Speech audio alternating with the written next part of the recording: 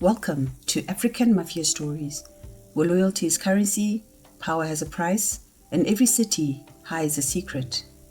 Today's story is based in Côte d'Ivoire. Enjoy! The first thing Kouassi Kouamé noticed about her father's funeral was that nobody cried properly. They performed grief.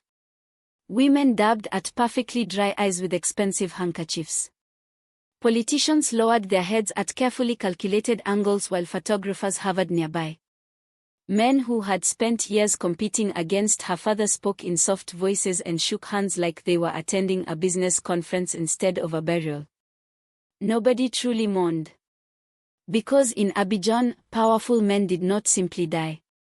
They left earthquakes behind. Rain had fallen most of the afternoon, turning the streets of Côte into ribbons of reflected light. Black SUVs lined the cathedral road like obedient soldiers. Security guards stood beside them with expressionless faces and expensive watches. Aysa stood beneath the church awning in a fitted black dress and watched the crowd descend the cathedral steps. Ministers, exporters, bankers, board members, liars. Every single one of them. Smile a little, her aunt whispered beside her. People are watching. Aysa turned slowly. Then let them watch. Her aunt sighed and retreated toward safer relatives. Good. For 3 days people had treated Aysa like she was fragile. Like grief had transformed her into delicate glass that might shatter if spoken to too firmly. They clearly did not know who had raised her. Her father had taught her how to read financial statements before she learned to drive. At 13 she could identify cocoa quality by smell alone. At 16 she had sat silently through negotiations involving millions of francs while grown men underestimated her and paid dearly for it. At 29, she knew something was wrong. Her father had not died of a heart attack. The official story was convenient. Too convenient. 2 days before his death, he had threatened to remove half the board of Kouamé Exports. 3 executives had suddenly become unreachable. A longtime auditor had resigned without explanation. Several international contracts had vanished from company records. Then her father died. Just like that. No investigation. No questions. No answers. Her phone vibrated. Unknown number.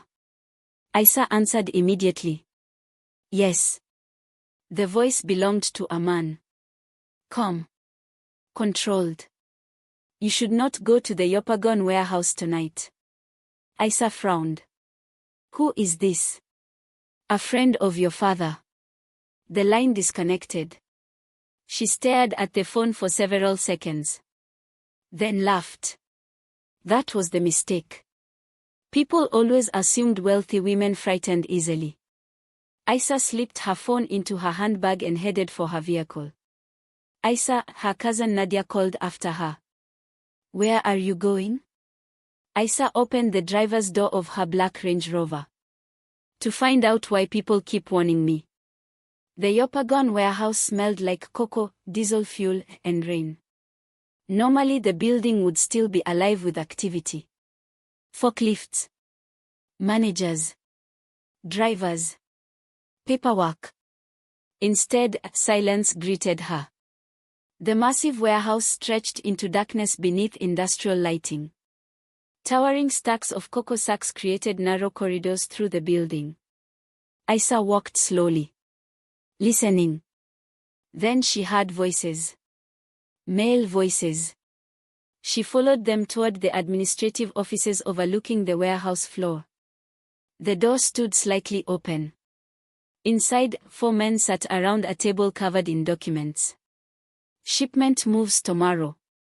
Without board approval. The board answers to Dagnogo now. Aysa stopped. Dagnogo. She knew that name. Everybody in Abidjan knew that name. Soryan Dagnogo. Officially he owned logistics companies, security firms, shipping interests, and warehouses across West Africa.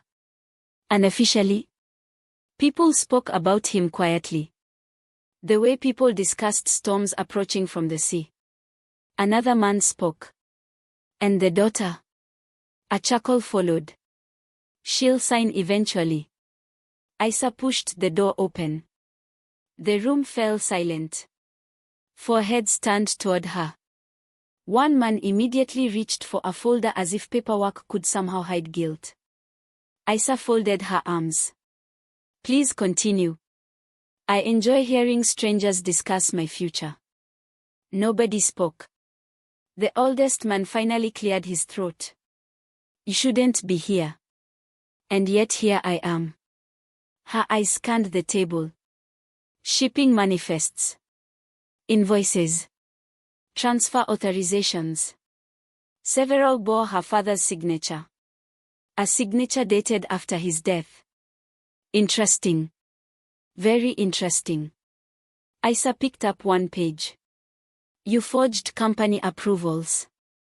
The older man smiled thinly. No. Your father authorized everything. My father is dead.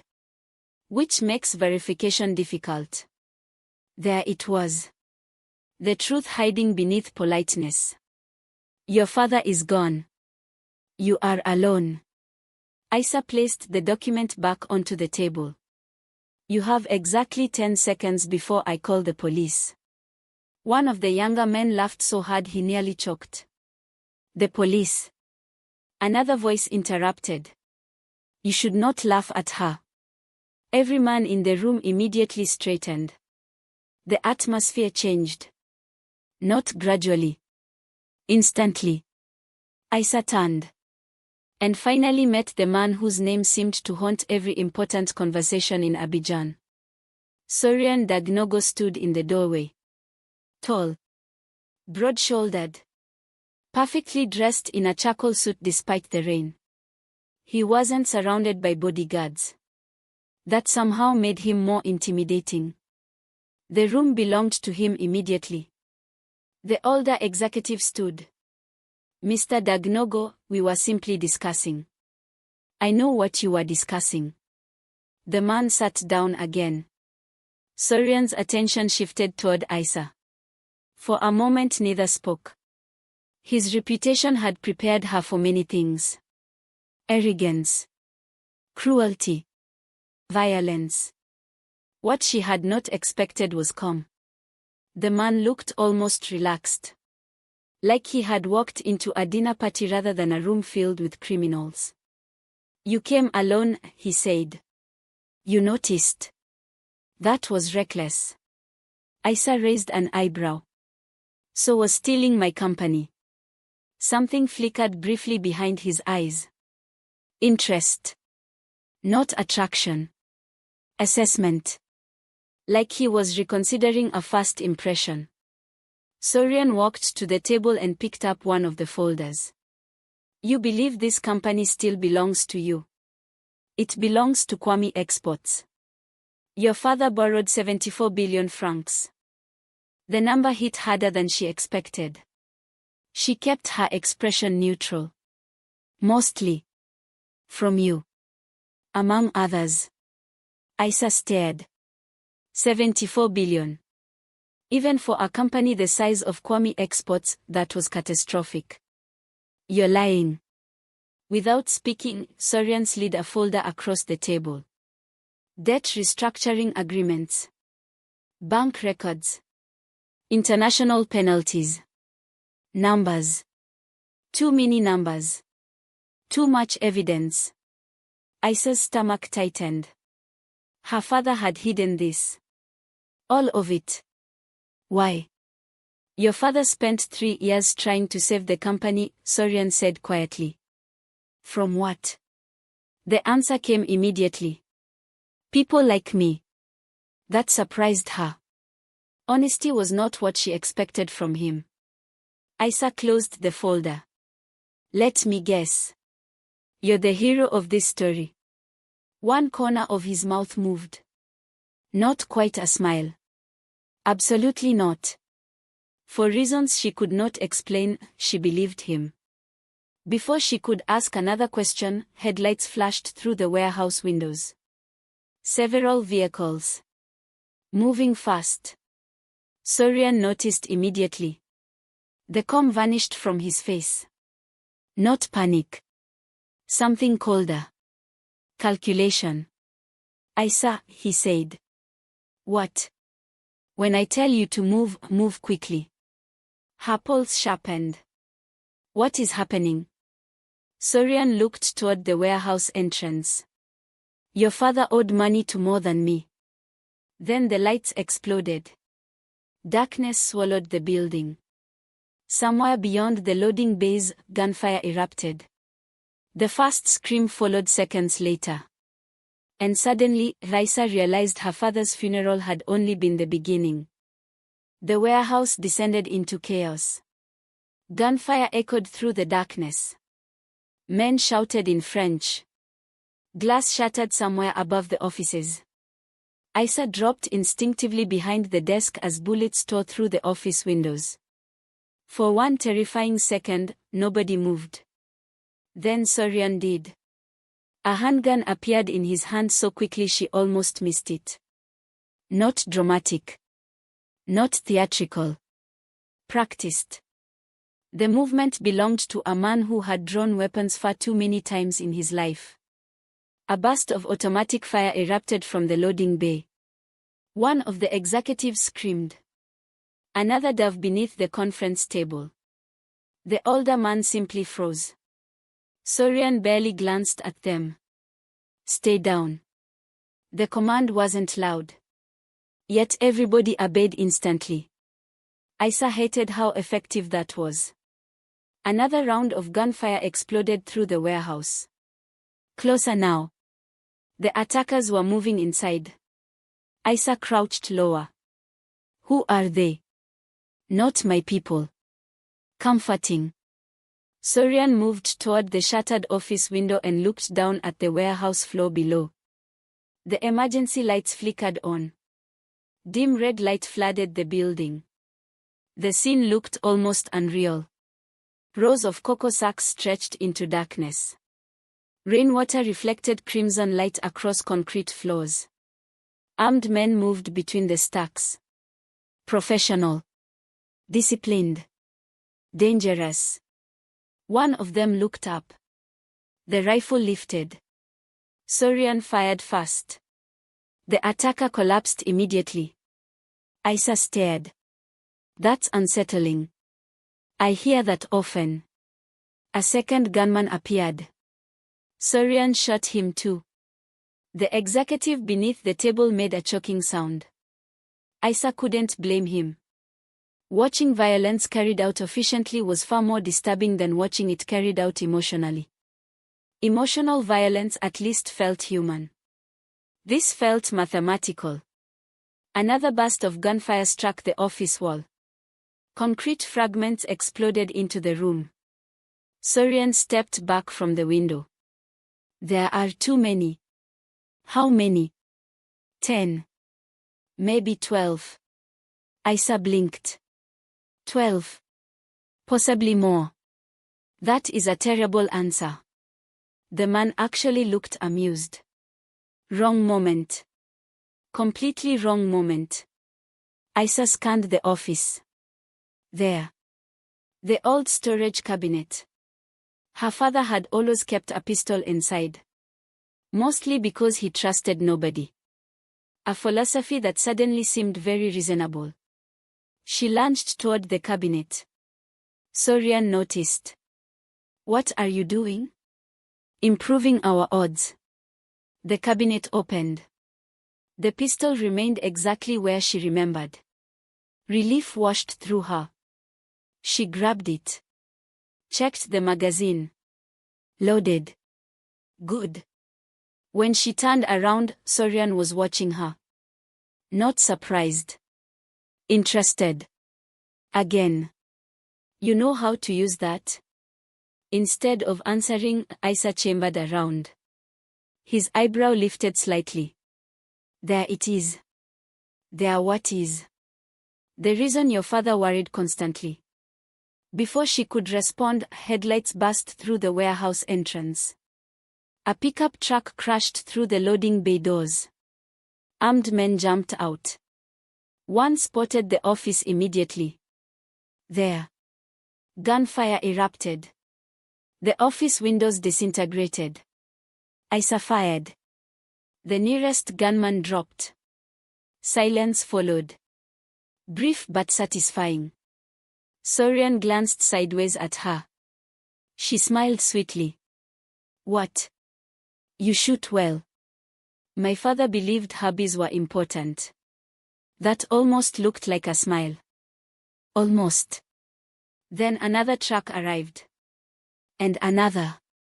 The smile disappeared. Wonderful, Aysa muttered. What? The evening keeps improving. Outside, attackers poured into the warehouse. Too many now. Far too many. Whoever had organized this operation had not come to intimidate anybody. They had come to kill.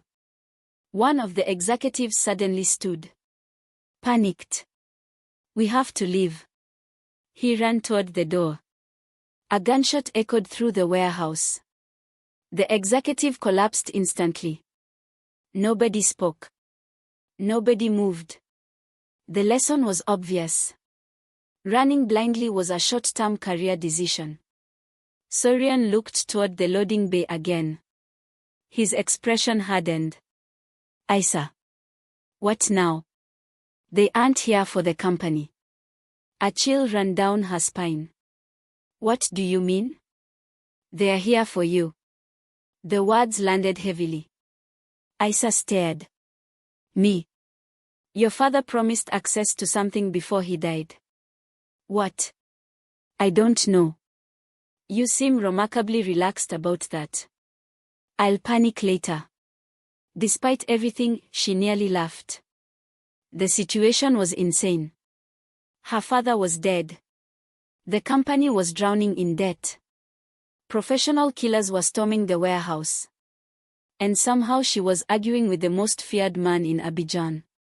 Life had become absurd. Another bullet tore through the wall beside her. Close.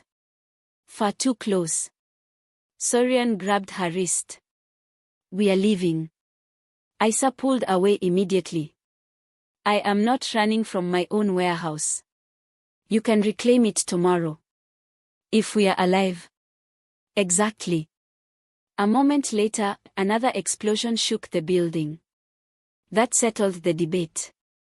Together they moved through the warehouse offices and down a service stairwell toward a side exit. The air smelled of smoke now. And blood. Aysa hated that she noticed both equally. Halfway down the stairs, voices echoed below. Attackers. Searching. Soryan stopped instantly. Two gunmen appeared at the bottom landing. The first never even saw him move. 2 shots. 2 bodies. Silence. Aysa stared. Again. The man was terrifying. Not because he enjoyed violence. Because he didn't. He treated it like accounting. Necessary. Efficient. Emotionally detached. Somehow that felt worse. They reached the side exit moments later. Rain hammered the parking lot outside. 3 black SUVs waited nearby. Several armed men stood beside them. The moment they saw Soryan, relief crossed their faces. One hurried forward. Patron. Patron. Boss. Interesting. The eastern road is compromised, the guard said. Soryan nodded. The plateau route? Still open. Good. The guard's eyes shifted toward Aysa. Recognition followed. Then surprise. Apparently nobody expected her to emerge armed. A reaction she thoroughly enjoyed. The group moved quickly toward the vehicles. Then Aysa noticed something in the distance. Orange light. Smoke. Her stomach dropped. No. The glow reflected against the clouds above the city. Far too large to be a traffic accident. Far too bright. A house fire. Her house. One of the guards answered before she could ask. Patron. Soryan already knew. The residence in Côte was attacked 20 minutes ago. Aysa stood perfectly still. My house. Nobody answered. They didn't need to. The glow said enough. Her childhood home. The house where her mother's paintings hung. The house where every family celebration had taken place. Gone. A strange numbness spread through her. Not grief. Not yet. Shock. Pure shock. Soryan watched her carefully. You cannot go there. Aysa didn't look at him. My mother died in that house. I know. I have memories there. I know. Her hands clenched. Rainwater rolled down her face. For a moment she couldn't tell whether she was crying. Then she realized she wasn't. The tears weren't coming. Only anger. Cold anger. The kind her father always warned her about. The dangerous kind. Finally she looked at Soryan. What happens now? The question carried more meaning than the words themselves. What happens to the company? What happens to her family? What happens to her life? Soryan held her gaze. For the first time that night there was no sarcasm in his voice. No calculation. Only certainty. Now, he said quietly, you survive. The convoy doors opened. The rain continued falling. And with her home burning behind her and enemies hunting her through Abidjan, Aysa climbed into a vehicle beside the most dangerous man she had ever met. For reasons she could not explain, it felt like the safest decision she had made all day. The convoy crossed Abidjan beneath sheets of rain. Nobody spoke. Not the guards. Not the drivers. Not even Soryan. Aysa sat beside him in the rear SUV and watched the city slide past through tinted glass. Normally Abidjan felt alive. Tonight it felt predatory. Every passing vehicle seemed suspicious. Every motorcycle looked like a potential assassin. Every traffic light felt too long. Perhaps that was what happened when people put a price on your life. Or perhaps she was finally seeing the city the way her father had. A place where power smiled in daylight and hunted after dark. Her phone vibrated repeatedly. Family. Friends. Board members. Politicians. She ignored every call. Especially the board members. If they truly cared, they would have answered her calls after the funeral. Now they could wait. Eventually the convoy turned away from the city center and climbed toward the wealthy lagoon district. The gates appeared fast. Tall. White. Guarded. The sort of gates people built when they expected enemies. Aysa looked through the window. Planning a military coup? Soryan glanced up. This is modest. She laughed. One of the guards in the front seat nearly choked. Apparently nobody joked with Soryan. Interesting. The gates opened. The convoy entered. And for the first time, Aysa understood why people spoke about Soryan Dagnogo in whispers. The property was enormous. Not flashy. Not vulgar. Worse. Purposeful. Every camera was positioned intelligently. Every light illuminated a potential blind spot. Every guard knew exactly where to stand. This wasn't luxury. This was preparation. The kind built by someone expecting war. The vehicle stopped outside a sprawling mansion overlooking the lagoon. Rain shimmered across polished stone pathways. Palm trees bent gently in the wind. The house itself glowed warmly against the darkness. Like a lighthouse built by a paranoid billionaire. Aysa stepped out fast. The air smelled of rain and salt water. She looked toward Soryan. You live like a dictator. I live like a man people frequently try to kill. Very different. It is. The certainty of the reply almost made her smile. Almost. A woman in medical scrubs appeared before they reached the entrance. The moment she saw Soryan, her expression darkened. You've been shot again. Aysa blinked. Again. Soryan sighed. It's superficial. The woman ignored him completely. Every time you say that, somebody ends up needing surgery. Only then did Aysa notice the blood. Dark red beneath his jacket. Spreading slowly through his shirt. The man had been bleeding since the warehouse. And somehow forgot to mention it. Typical. The doctor pointed toward a sitting room. Inside. Soryan looked mildly offended. I own this house. And yet somehow require supervision. He surrendered immediately. Aysa found that far more entertaining than she should have. The sitting room overlooked the lagoon. Huge windows framed black water shimmering beneath distant city lights. The view would have been beautiful if her life wasn't collapsing. The doctor began cleaning Soryan's wound. Aysa remained near the doorway. Watching. Not because she cared. Obviously. She simply enjoyed witnessing powerful men being scolded. The doctor peeled back blood-soaked fabric.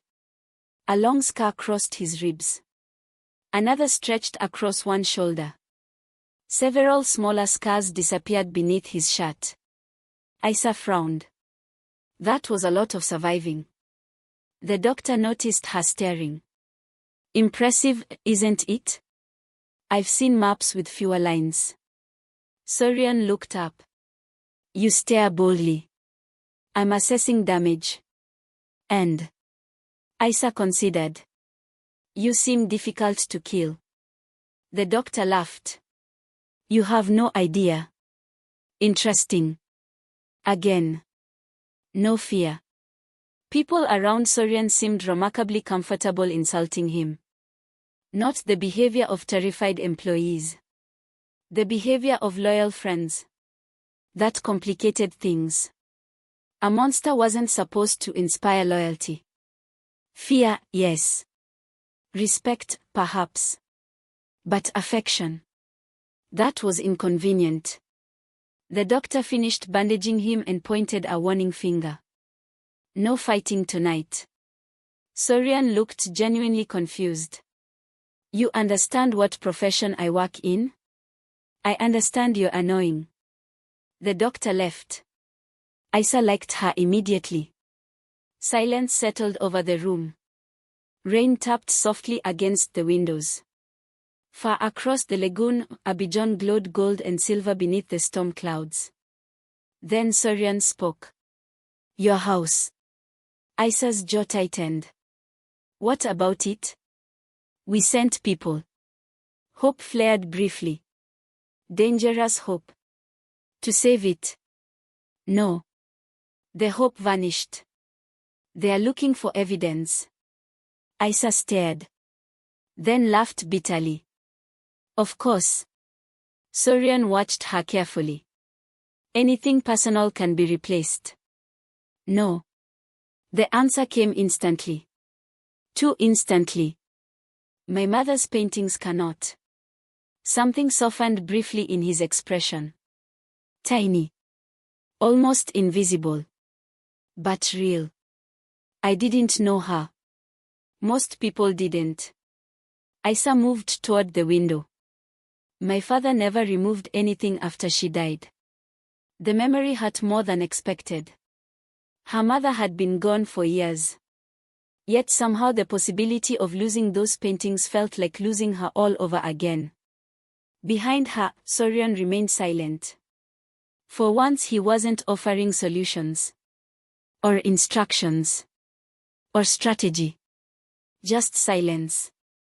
Oddly enough, that helped. After several moments, she spoke again. Did you know my father well? Yes. How well? The answer took longer. Enough to owe him. Aysa turned. There was something in his voice. Something heavier than debt. What did he do for you? Soryan looked toward the lagoon. Years ago somebody tried to kill me. She waited. He hid me. That surprised her. Her father helping somebody was unsurprising. Helping Soryan Dagnogo was not. You. Yes. You seem capable of hiding yourself.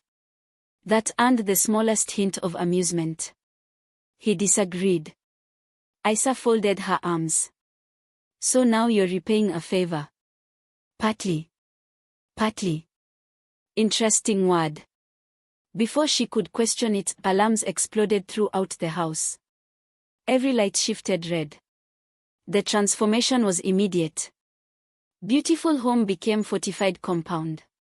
The atmosphere changed so quickly it felt rehearsed. Because it probably was. A guard appeared in the doorway. Patron. His voice was tight. Wrong. Very wrong. They breached the south perimeter. The room went still. Aysa looked toward Soryan. He was already standing. Already moving. The relaxed businessman vanished. Something harder took his place. How many? Unknown. Gunfire echoed outside. Distant. But getting closer. Aysa exhaled slowly. You're kidding. Nobody laughed. The gunfire intensified. A second alarm joined the first. Then an explosion shook the house. Windows rattled violently. Glass trembled. Somewhere downstairs people began shouting orders. Aysa looked toward the ceiling. Do people attack you every evening? Only on busy days. Despite herself, she laughed. The timing was absurd. The joke was terrible. Yet somehow it helped. Soryan checked his weapon. The movement looked effortless. Practiced. Familiar. Which suggested entirely too much experience. He looked at her. Aysa. No. You don't even know what I was going to say. Probably something annoying. Stay behind me. There it is. Another explosion interrupted them. Closer this time. Aysa reached for the pistol she had kept since the warehouse. Soryan noticed immediately. Of course he did. Can you shoot under pressure? She stared at him. Did you miss the warehouse? The corner of his mouth twitched. Not quite a smile. Close. Then rapid footsteps approached. Another guard appeared. Pay. Breathing hard. Patron. Soryan already knew. What happened? The guard swallowed. They're inside. Silence. Heavy silence. The kind that arrives before violence.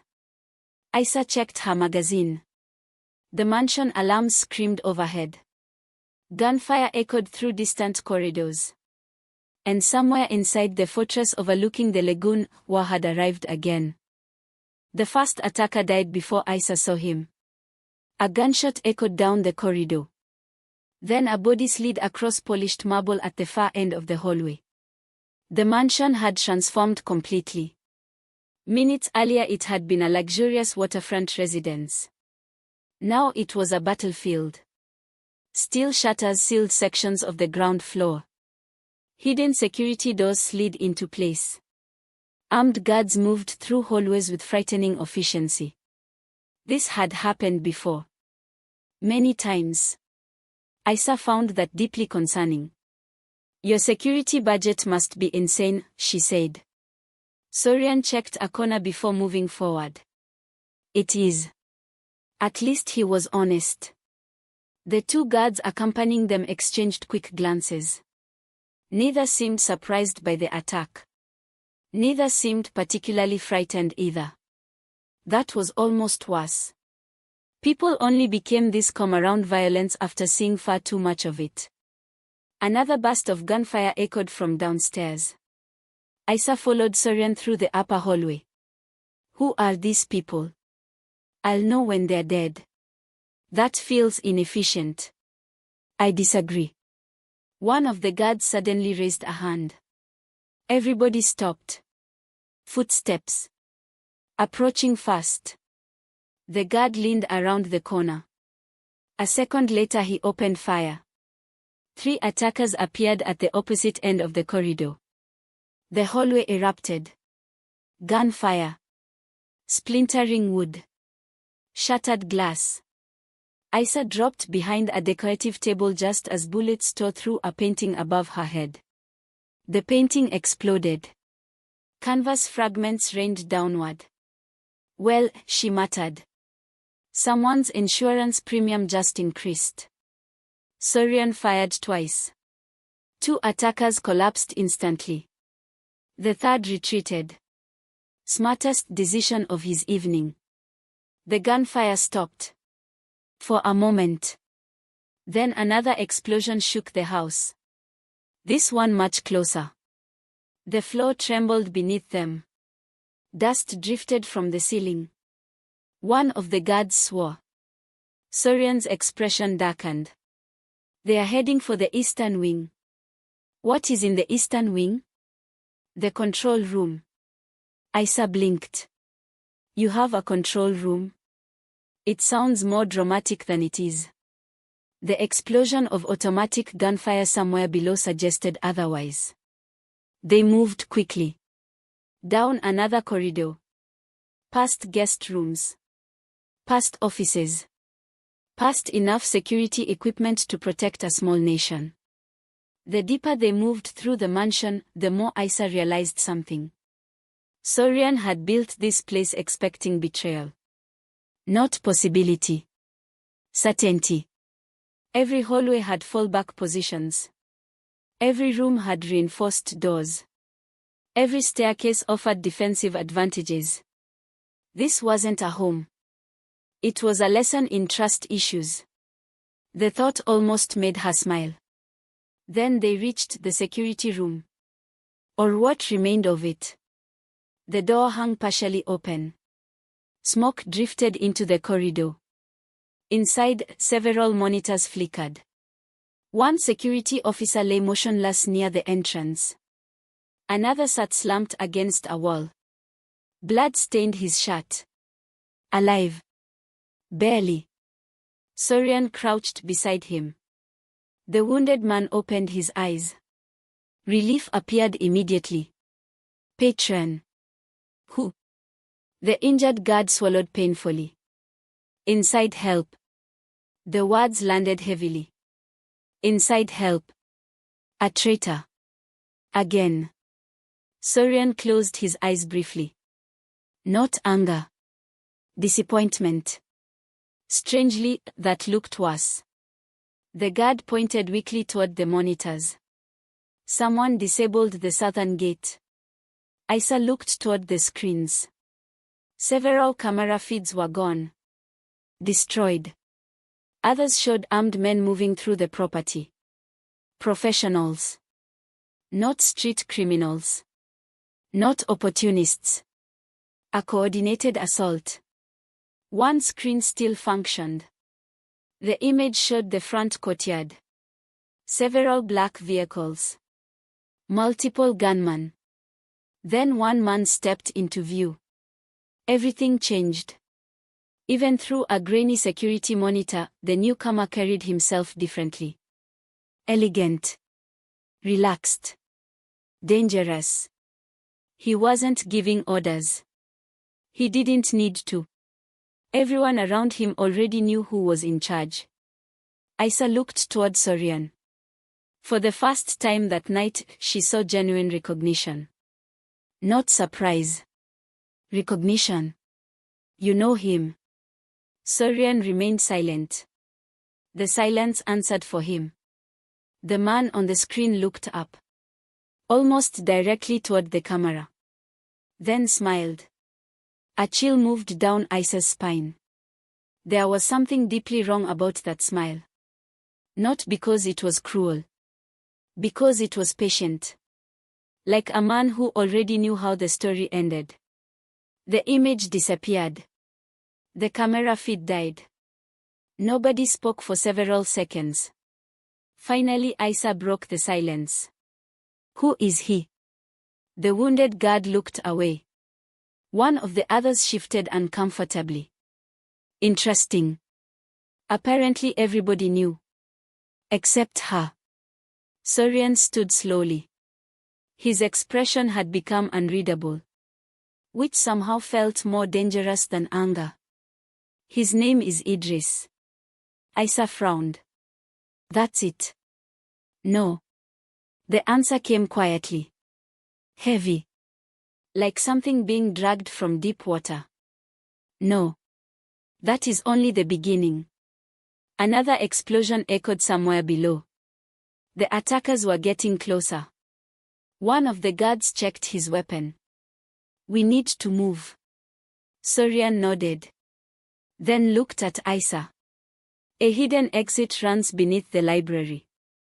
Of course it did.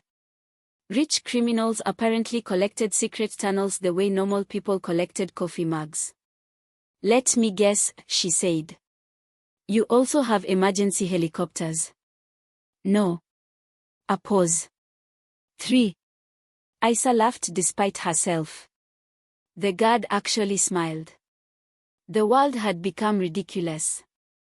Gunmen were invading a fortress. A mysterious enemy named Idriss was apparently important enough to frighten everybody. And she was standing in the middle of it carrying a stolen pistol while arguing with a billionaire warlord.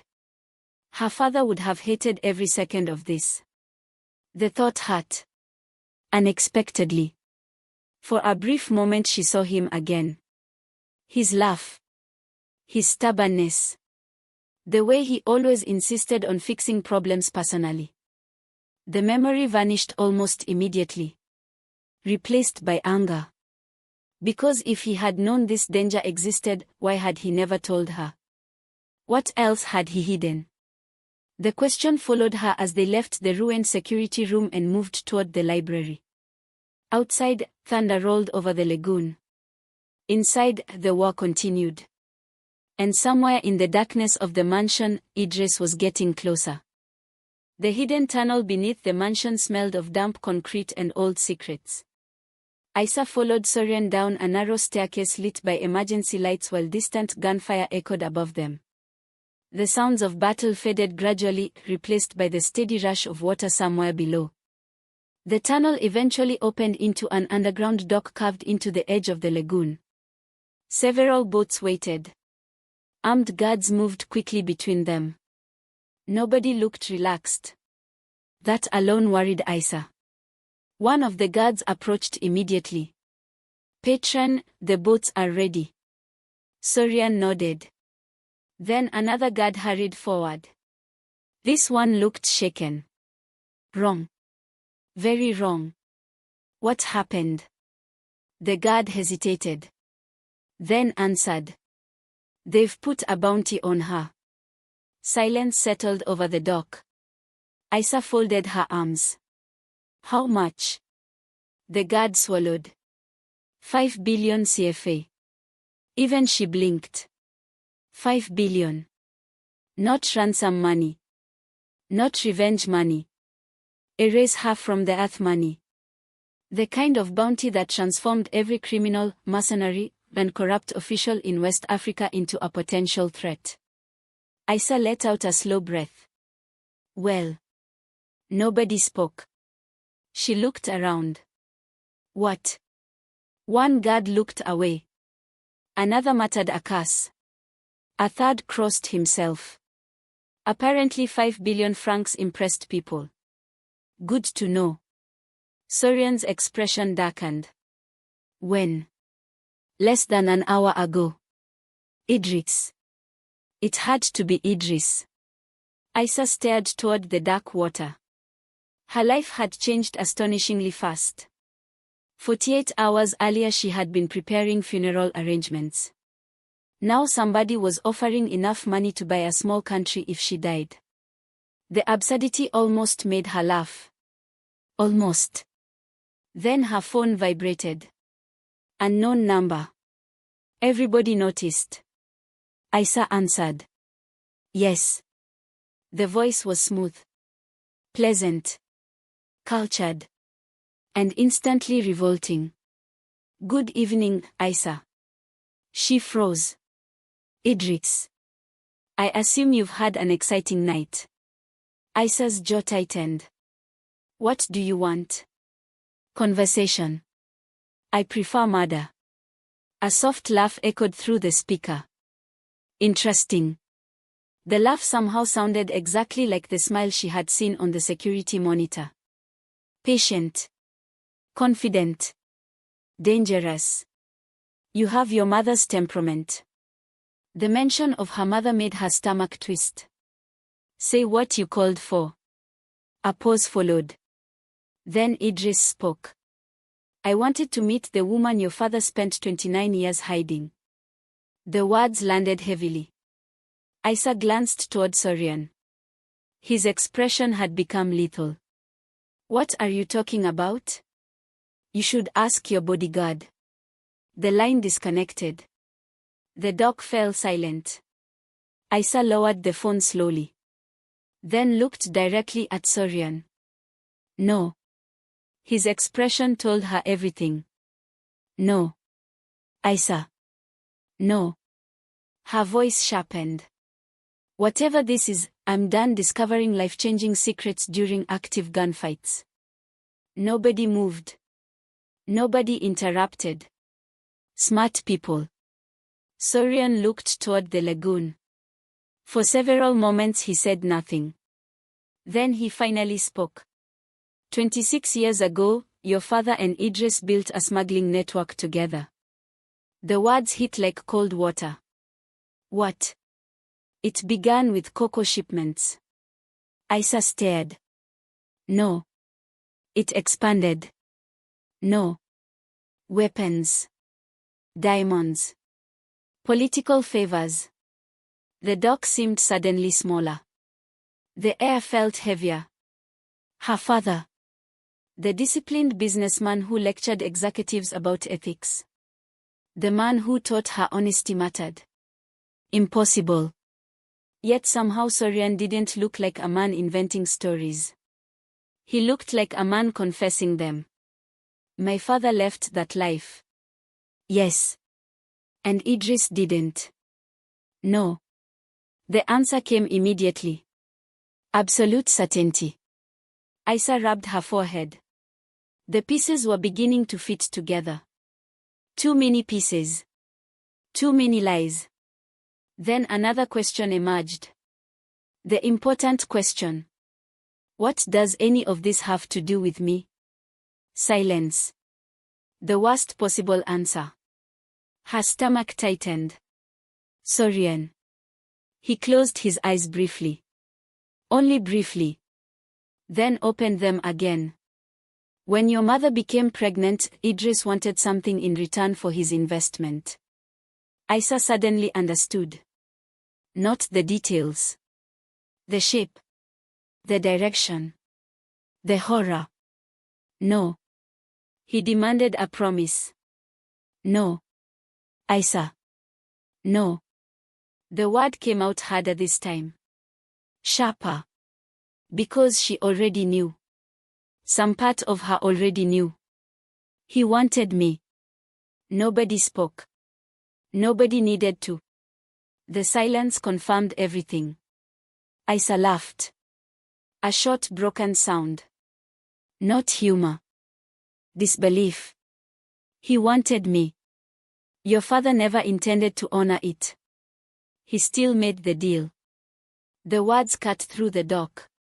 Even Soryan flinched slightly. Good. Because she felt like she had been stabbed. 29 years. 29 years believing her father had built an empire through hard work and discipline. Now she was learning he had bargained with monsters. For her. To protect her. To save her. The intentions no longer mattered. Only the consequences. He spent the rest of his life keeping Idriss away from you, Soryan said quietly.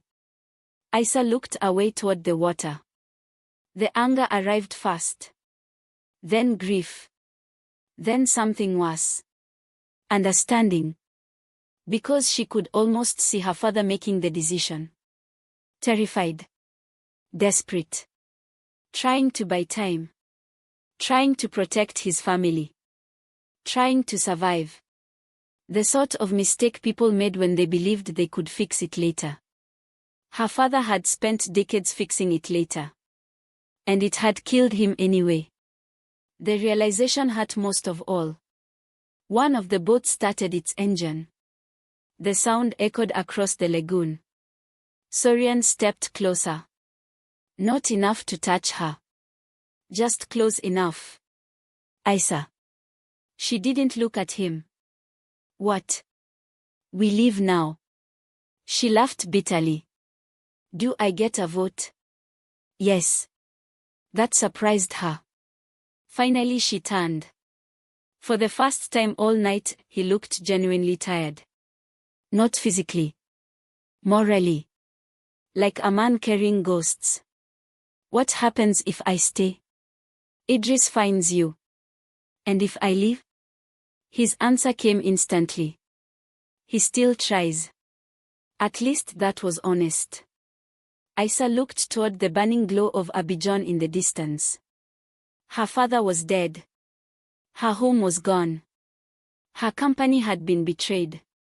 A psychopath from her family's past wanted to own her. And somehow the safest place in the country was standing beside a man whose reputation frightened governments. Life had become absurd. She exhaled slowly. Then stepped toward the boat. Soryan watched her. You've made a decision. Yes. What is it? Aysa looked back at the city one last time. Then at him. If Idriss spent 29 years waiting for me. Her voice hardened. I think it's only fair he spends the rest of his life regretting it. For the first time since the funeral, Soryan smiled. Not politely. Not faintly. Properly. And somehow that smile looked far more dangerous than any weapon he carried. The safe house stood among abandoned fishing compounds east of Grand Bassam. It wasn't luxurious.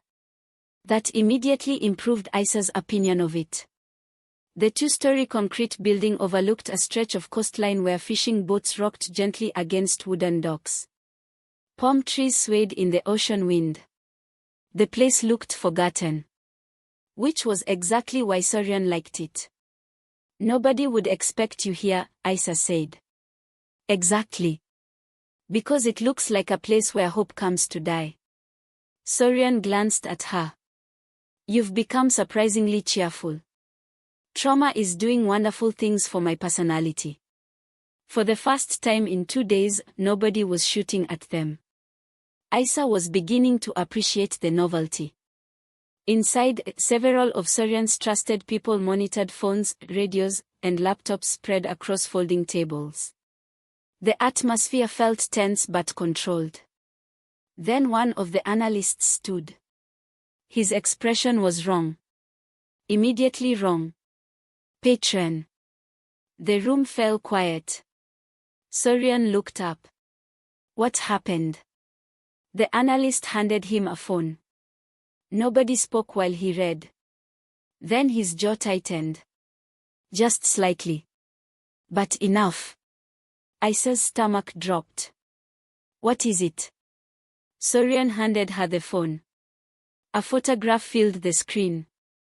For a second she didn't understand what she was seeing. Then the world stopped. Nadia. Her cousin sat tied to a chair.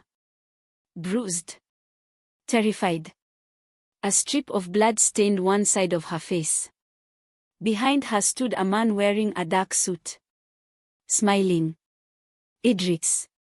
Below the photograph was a single sentence. Bring me the daughter before sunrise, or I start returning family members in pieces. The room disappeared. The ocean. The safe house. The people around her. Everything narrowed to the photograph. Nadia. Sweet, stubborn Nadia. The cousin who had spent the funeral trying to make her eat. The cousin who still called every Sunday. The cousin now trapped because of her. Aysa lowered the phone slowly. Her voice came out dangerously calm. We are going. No. She turned toward Soryan. No. We are not charging into a trap. They have my cousin. And Idriss wants you emotional. Mission accomplished. Nobody moved. Nobody interrupted. Several people carefully found reasons to look elsewhere. Soryan stepped closer. Aysa. Don't. He wants you angry. I am angry. Good. That answer caught her off guard. What? His eyes remained fixed on hers. Fear clouds judgment. Grief weakens judgment. He paused. Anger sharpens it. The room stayed silent. Aysa stared at him. Part of her wanted to scream. Part of her wanted to punch him. The rest of her hated that he might be right. Soryan pointed toward the image. Look again. I already saw it. No. Look. Reluctantly, she raised the phone. Concrete walls. Industrial lighting. Shipping containers. Blue cargo netting. Then she saw it. A logo partially visible on a container in the background. A white elephant. Her eyes widened. Bonko Terminal. Soryan nodded. Exactly. The old shipping yard sat near the industrial district outside Abidjan. Mostly abandoned. Large enough to hide people. Remote enough to kill them. Perfect. The analyst looked between them. He's inviting us. No, Soryan said. He's challenging us. Aysa folded her arms. What's the difference? He expects us to rush in. A slow smile appeared. Cold.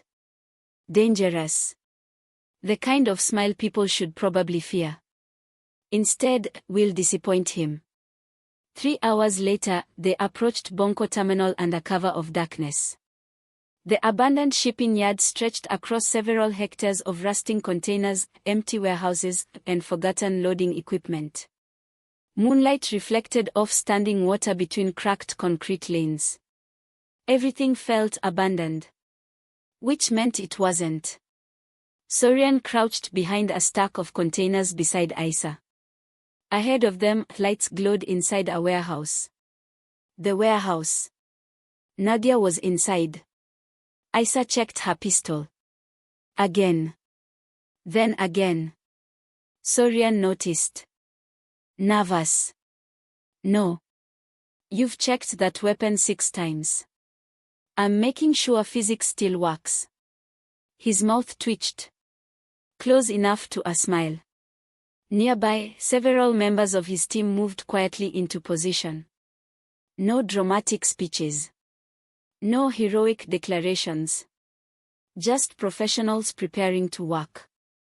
Aysa appreciated that. One of the scouts returned. 4 guards outside. Inside. At least 8. Soryan nodded. Then looked at Aysa. Stay with me. There it is again. What? Dictator energy. A brief silence followed. Then, unexpectedly, Soryan laughed. A real laugh. Short. Low. Genuine. Aysa stared. You can do that? Apparently. The scout looked deeply uncomfortable. Clearly nobody joked with Soryan. The poor man looked like he'd just witnessed a lion doing ballet. Soryan raised his radio. Move. The operation began. Everything happened fast. 2 guards disappeared without making a sound. A third was quietly disarmed. The 4th never even saw them. Within minutes they reached the warehouse. One of Soryan's men cut the power. Darkness swallowed the building. Then they entered. Chaos followed. Flashlights swept through darkness. Gunfire erupted. Men shouted.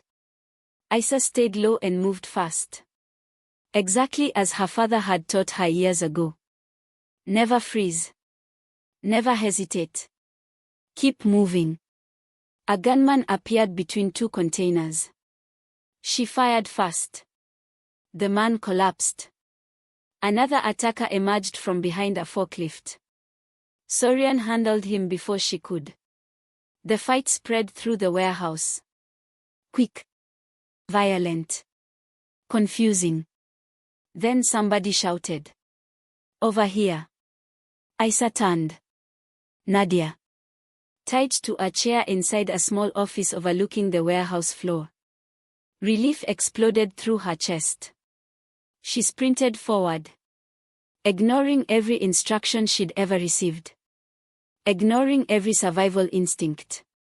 Ignoring Soryan yelling her name. An attacker stepped from the shadows. Weapon raised. Too close. Far too close. The gunman never fired. A shot cracked through the warehouse. The attacker dropped instantly. Soryan lowered his pistol.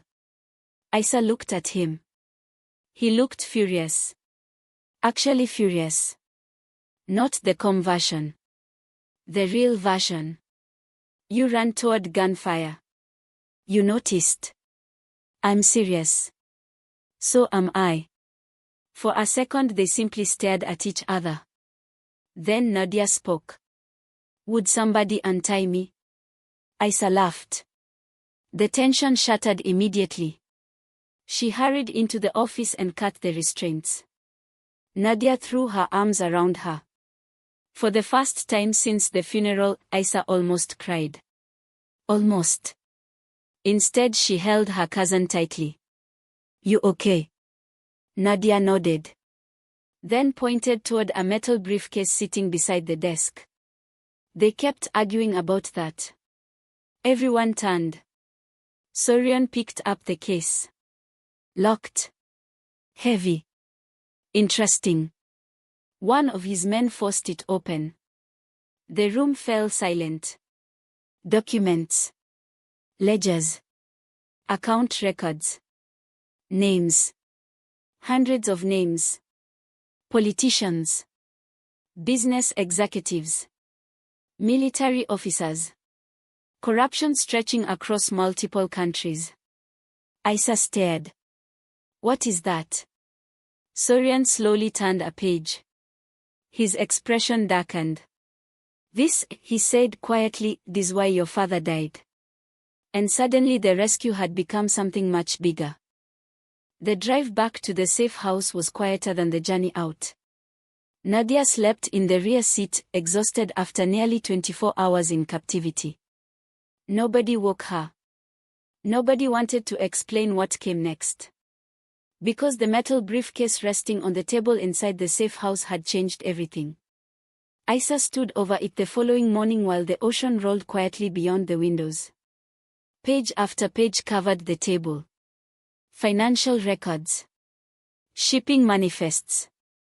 Bank transfers. Photographs. Names. So many names. The deeper she read, the worse it became. Cabinet ministers. Port officials. Military officers. Corporate executives. People her father had shaken hands with. People who had attended his funeral. People who had stood beside his grave pretending to mourn. The conspiracy stretched across decades. Across borders. Across governments. And right in the middle of it appeared one familiar name again and again. Idriss. Soryan entered carrying 2 coffees. He handed one to her. Aysa accepted automatically. Then continued reading. You haven't slept. You noticed. You've been awake for 30 hours. I lost count after the kidnapping. Soryan sat beside her. For several moments neither spoke. Then Aysa pulled one document free. Her hands trembled slightly. Not from fear. From anger. This is my father's signature. Soryan studied it. Yes. It authorizes shipments through Liberia. Yes. Those shipments contained weapons.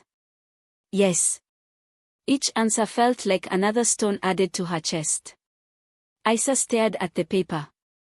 The signature was unmistakable. Her father's handwriting. Her father's approval. Her father's responsibility. He really did it. The words came out softer than she intended. Soryan remained silent. Good. There were no comforting lies left. No easy explanations. Only truth. And truth had become ugly. Aysa pushed away from the table and walked toward the window. The coastline stretched endlessly beneath bright morning sunlight. Beautiful. Peaceful. Completely disconnected from the mess consuming her life. I keep trying to hate him. Soryan looked up. My father. The silence that followed felt respectful. Necessary. Aysa stared at the ocean. He lied to me. Yes. He built part of his empire with criminals. Yes. He kept secrets for almost 30 years. Yes. She swallowed. Hard. But every document I find also shows him trying to stop it. That was the problem.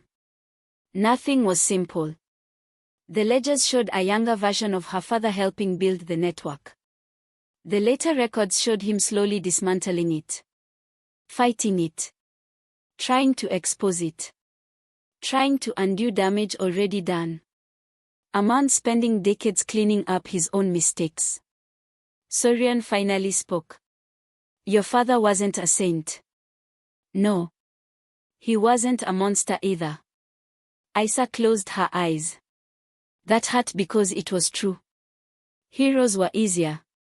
Villains were easier. Complicated people were exhausting. Especially when you loved them. A knock interrupted the conversation. One of Soryan's analysts entered carrying a folder. His expression was grim. Wrong again. Always wrong lately. What happened? The analyst placed photographs on the table. Crime scene photographs. Medical reports. Laboratory findings. Aysa frowned. What is this? The analyst looked toward Soryan. Then back at her. Your father's autopsy. The room went silent. Aysa slowly sat down. There wasn't an autopsy. There was. The analyst slid a report toward her. Somebody buried it. Her stomach tightened. She began reading. Then stopped. Read it again. Then a third time. The words didn't change. Toxic compounds detected. Delayed cardiac failure. Poisoning. The room suddenly felt too warm. Too small. Too quiet.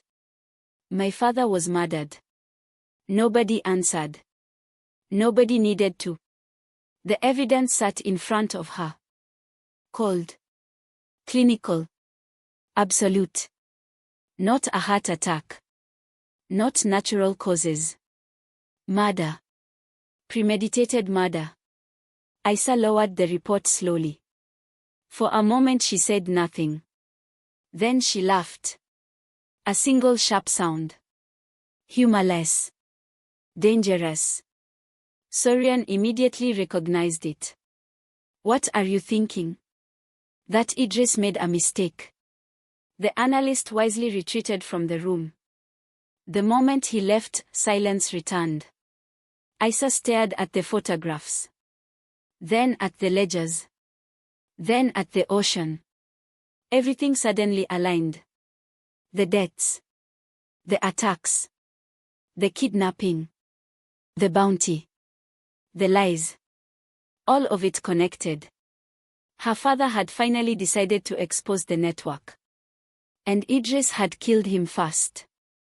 Simple. Brutal. Predictable. Aysa looked toward Soryan. How many people still work for Idriss? Hundreds. How many truly matter? The question surprised him. She could tell. Good. Maybe 20. Then let's ruin 20 lives. The corner of his mouth moved. Not amusement. Approval. Which was somehow more dangerous. Before he could answer, another analyst rushed into the room. Breathing hard. Pale. Everyone immediately knew something was wrong. What happened? The analyst swallowed. We found the leak. Silence. Instant silence. Aysa sat forward. What leak? The person feeding information to Idriss. Soryan stood slowly. The room seemed to cool. Who? The analyst handed him a photograph. Soryan looked at it once. Then handed it to Aysa. Her stomach dropped. The photograph showed a smiling man standing beside her father during a charity event. Someone she recognized instantly. Jean-Baptiste Conan. Chief Financial Officer of Kouamé Exports. 20 years with the company. Practically family. A man who had attended every birthday party. Every Christmas gathering. Every funeral. Every celebration. Aysa stared. No. The analyst nodded. He was paid for years. The betrayal landed harder than expected. Not because she trusted him. Because her father had. The realization hurt. Soryan picked up his jacket. Aysa looked up. Where are you going? His eyes met hers. Cold. Focused. Certain. To have a conversation. Aysa immediately stood. So am I. Outside, waves crashed against the shoreline. Inside, the hunt for Idriss had finally become personal for everyone involved. And somewhere in Abidjan, a traitor was about to discover that some conversations were more dangerous than bullets. Jean-Baptiste Conan cried almost immediately. Aysa had expected denial. Excuses. Perhaps even outrage. Instead, the longtime chief financial officer of Kouamé Exports sat trembling inside a secure room overlooking the coast and began confessing before anyone threatened him. Which somehow made the betrayal worse. I never meant for him to die. The sentence hung heavily in the air. Aysa stood near the window. She couldn't bear to sit. Couldn't bear to look at him for long. This was the man who had attended her graduation. The man who brought gifts every Christmas. The man who had called her father his brother. And he had sold him. For money. For power. For fear. The reasons no longer mattered. Who poisoned him? Aysa asked. Jean-Baptiste lowered his head. Idriss ordered it. The answer wasn't surprising. Hearing it aloud still hurt. How? He paid a doctor.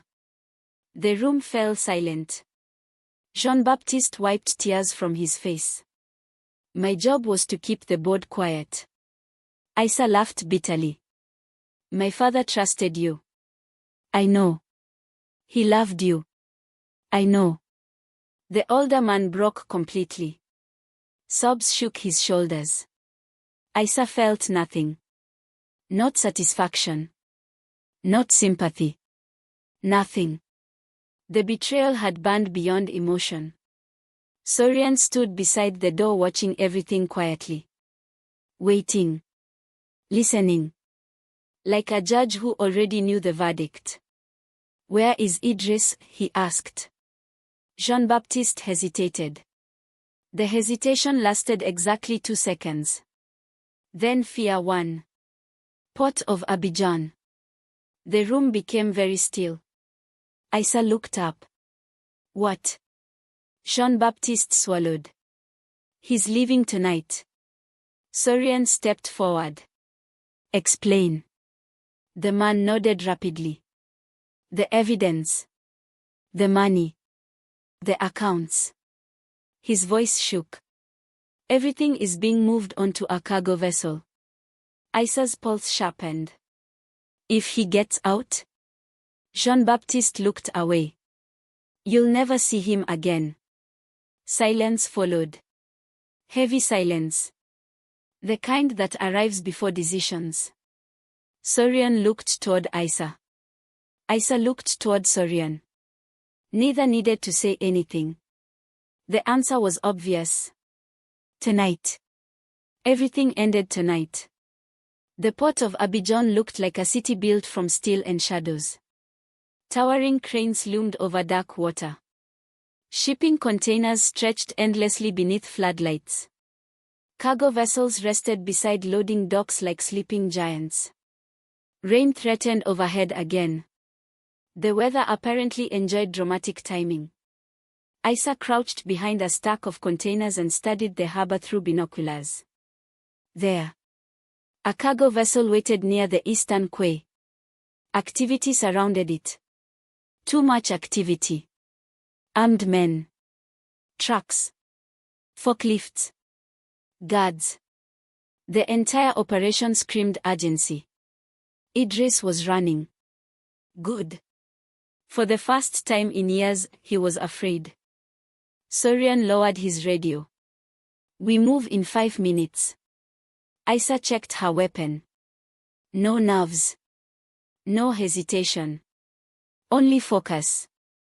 Somewhere along the way, fear had stopped controlling her. Perhaps grief had burned it away. Perhaps anger had. Perhaps both. One of Soryan's men approached. "Patron." Soryan turned. "The police." "Ready." "Interesting." Aysa raised an eyebrow. "You called the police?" "I dislike paperwork." "You've grown." That earned the faintest smile. The closest thing to humor either of them had managed all day. Then the smile vanished. Work remained. Soryan pointed toward the ship. "Idriss will try to reach the vessel. Obviously. He'll have multiple escape routes. Also obvious. And he knows we are coming." Aysa nodded. "Good." The answer surprised him. "Good. After everything he's done, I don't want him confused." The look that followed lasted only a second. But she recognized it. Respect. Again. Dangerous thing. Very dangerous thing. A radio crackled. Then a voice spoke. "Targets moving." Everyone straightened. The operation began. The first gunshots echoed across the harbor seconds later. Chaos spread instantly. Workers ran for cover. Vehicles screeched to a halt. Floodlights illuminated steel containers and flying rain. Aysa moved with Soryan through narrow container lanes. The world became noise. Gunfire. Shouting. Running footsteps. Metallic echoes. Everything happening at once. Then she saw him. Idriss. Standing beside a black SUV near the docks. Calm. Of course he was calm. The man smiled when he saw them. Actually smiled. Even now. Even here. He's insane, Aysa muttered. Yes. A refreshingly honest answer. Idriss raised a handgun lazily. Then opened fire. The battle exploded around them. Men moved between containers. Shots flashed through darkness. Several of Idriss's people fell immediately. Others fought harder. Desperately.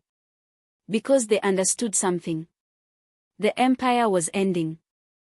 Aysa pushed forward. Container by container. Closer. Closer. Closer. Then suddenly the shooting changed. Not stopping. Shifting. The sound moved elsewhere. Toward the docks. Toward the ship. Toward Idriss.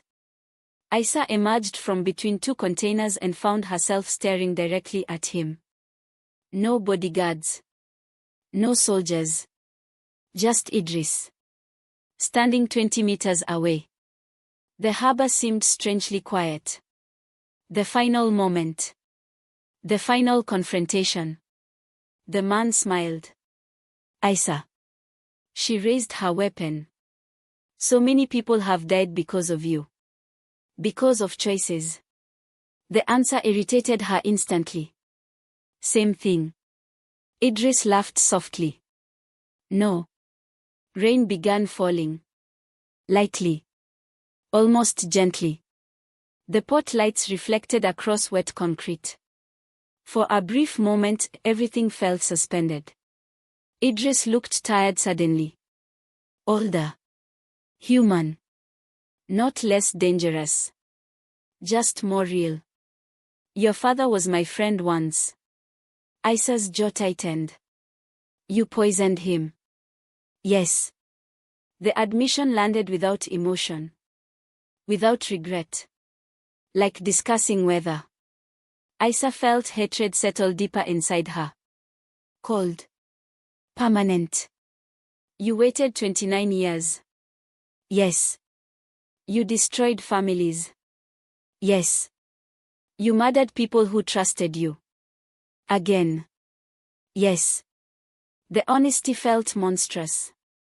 Because remorse never followed. Idriss looked toward Soryan. Standing several meters away. Weapon ready. Watching. Waiting. Old enemies. Old ghosts. Old wounds. You know, Idriss said quietly, all of this could have been avoided. Soryan laughed. Actually laughed. For the first time. A harsh sound. Dangerous. That's the first lie you've told tonight. Something changed then. A shift. A crack. For the first time, Idriss looked uncertain. Tiny. Brief. Enough. He realized he had lost. Not the battle. The future. The documents were out. The network exposed. The allies fleeing. The empire collapsing. All that remained was him. And consequences. The realization arrived visibly. Idriss lowered his weapon slightly. Not surrender. Acceptance. Then he moved. Fast. Too fast. The gun came up. 3 shots echoed through the harbor. 2 missed. The third never left the barrel. Soryan fired fast. Idriss staggered. Looked down. Looked surprised. Then slowly collapsed onto the rain-soaked concrete. Silence spread across the dock. The battle ended almost immediately afterwards. Like a storm finally exhausting itself. Aysa stood motionless. Watching. Waiting. Feeling nothing at first. Then relief. Slow. Heavy. Real. It was over. Finally. After everything. It was over. Soryan walked to her side. Neither spoke. The rain continued falling. The harbor lights shimmered across dark water. And somewhere beyond the port, dawn was beginning to arrive. 3 months later, the city looked different. Not because Abidjan had changed. Because Aysa had. The newspapers called it the largest corruption scandal in modern Ivorian history. Executives had been arrested. Politicians had resigned. Investigations spread across several countries. Companies collapsed. Bank accounts vanished. Entire careers disintegrated beneath the weight of the documents recovered from Idriss's network. The public only knew part of the story. That was enough. Some truths were too large to fit inside headlines. Aysa stood on a hillside cemetery overlooking the Atlantic coast. The morning sun painted the ocean gold. A warm breeze carried the smell of salt and distant rain. Below, waves rolled endlessly toward shore. Beside her stood a simple headstone. Kouassi Kouamé. Beloved father. Complicated man. Though only the first part was actually written. The second part lived in her head. Aysa knelt and placed fresh white flowers against the grave. For a while she said nothing. The silence felt comfortable now. Not empty. Not painful. Just quiet. I was angry with you. The wind carried her words away. I still am sometimes. A small smile appeared. You really made a mess. That felt like something her father would appreciate. For months she had wrestled with the same question. How do you remember someone who was both good and flawed? A hero and a fool. A loving father and a man who made catastrophic decisions. Eventually she discovered the answer. You remember all of them. Not the version you wished existed. The version who actually did. The real man. The whole man. And somehow that felt more honest. Aysa stood. The ocean glittered beyond the cemetery walls. Footsteps approached behind her. She didn't turn immediately. She already knew. Nobody else walked with that combination of confidence and irritation. Soryan stopped beside her. Dark suit.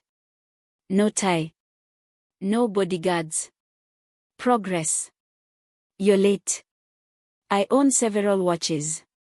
Yet none appear effective. The corner of his mouth moved. Close enough to a smile. For Soryan, it practically counted as stand-up comedy. They stood quietly together for a moment. Looking out across the coastline. The world felt surprisingly peaceful.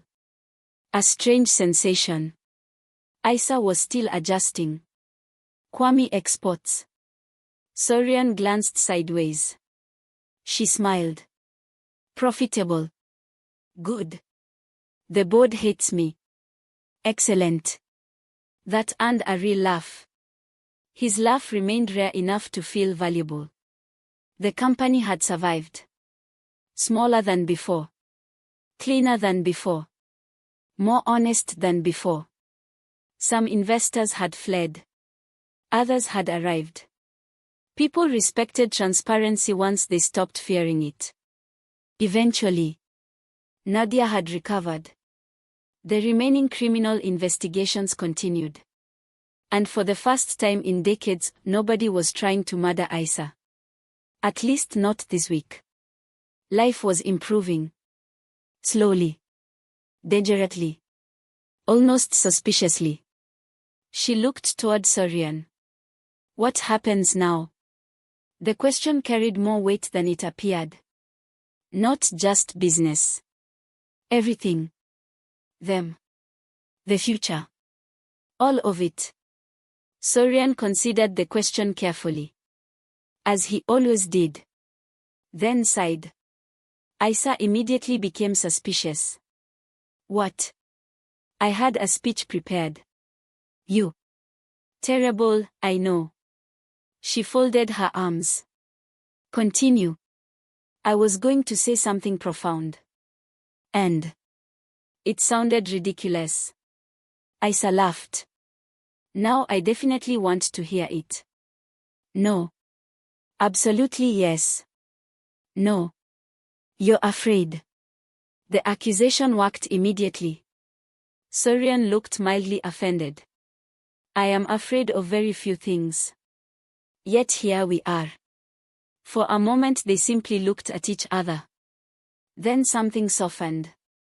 Not dramatically. Not romantically. Naturally. The way things change when two people survive a war together. The way trust grows after being tested repeatedly. The way affection appears when nobody is paying attention. Soryan shook his head. You are impossible. So I've been told. Frequently. Mostly by you. The ocean wind drifted around them. Below, waves crashed softly against the coastline. The city of Abidjan shimmered in the distance. Busy. Beautiful. Dangerous. Whom? Aysa looked toward it and smiled. Months ago she had been running for her life. Now she was rebuilding one. Not perfect. Not simple. But hers. Entirely hers. Her father had spent decades trying to protect her future. In the end, he hadn't succeeded. Not completely. But he had given her something else. The chance to build her own. Aysa slipped her hand into Soryan's. The movement surprised both of them. Mostly him. His expression alone made it worthwhile. Careful, she said. People might think we are friends.